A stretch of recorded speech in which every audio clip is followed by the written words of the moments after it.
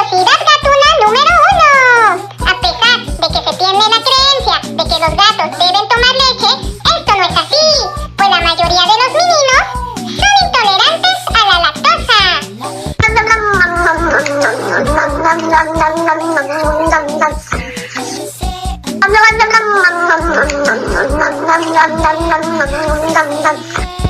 Curiosidad gatuna número 2. Los gatos, después de tomar una larga siesta y estar inactivos, les gusta estirarse, porque esto incrementa la circulación de la sangre en todo su organismo.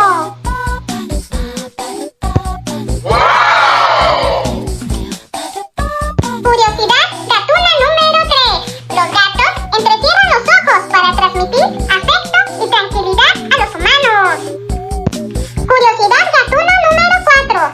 Los gatos son crepusculares, lo que quiere decir que son más activos de noche que de